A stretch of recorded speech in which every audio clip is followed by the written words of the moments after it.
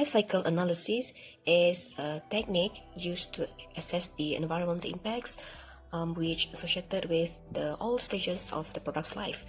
There are three main features of the life cycle analysis, including the product's manufacture, its use, and its disposal. So, what is life cycle in the wood products? It can be considered as the energy required to establish this transportation infrastructure, such as road construction, in order to transport the timber products from the forest to the sawmill. The impact is water pollution. When we are harvesting the timber products, fuel and electricity are needed to run the equipment for harvesting and processing. For example, we use electricity to operate a sawmill, and then we've got a lot of fuel for the trucks, for the chainsaws, and so on. And then last but not least, it is a process of disposing the material products at their end of life. We need to analyze whether it can be recycled to produce the new products, or the worst scenario is that it can only be disposed in the landfill. Thus, every single stage of the product's life have their own impact to the environment that need to be analyzed and dealt with to reduce the uses of energy and also to minimize the pollution. I am going to talk about the impact of wood to the environment. First, the positive impact of wood to the environment is wood emits lower percentage of carbon compared to concrete and steel. So when we use wood for construction, it will help in reducing carbon pollution. Next is the negative impact of wood to the environment. The negative impact of wood is that we gain wood from cutting down trees. So when there are high demands of wood in various kind of industries, a lot of trees will be cut down and it will cause ecological loss. Many species will lose their habitats and etc. So those are the positive and the negative impact of wood to the environment.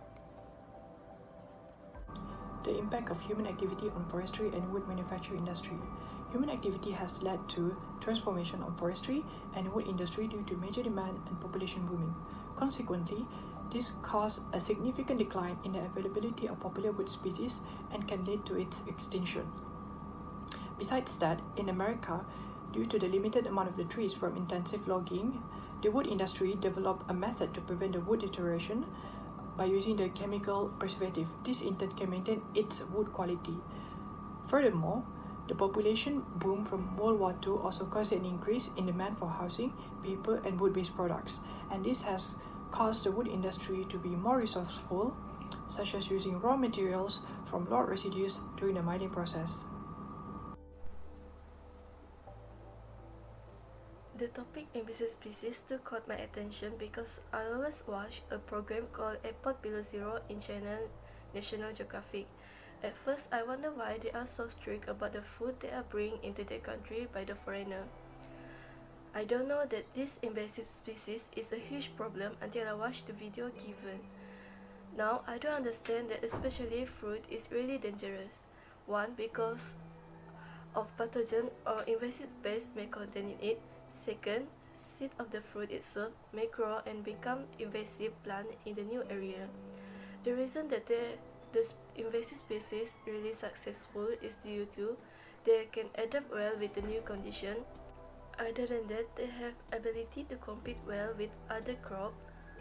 In addition, they may produce abundant of seed in short time and they are fast growing too. Lastly, I'm going to be talking about the importance of economic demand on the preservation and the management of forests in developing economies. To start off, for an economy to grow, we need to cut down forests and we need to clear out lands. This is for urbanization. This is for the housing demands, for the demands in producing raw materials like for our paper products. And so all of these are very important as a source of income. But if we are cutting down forests indiscriminately, it causes harm to the soil. and leads to land erosion. It can cause global warming, and as well as eventually lead us to leaving nothing left behind for the future generation. Therefore, it is very important that as we are ensuring the economic demand, it is balanced out and goes hand in hand with the preservation and also the management in our forest. Thank you.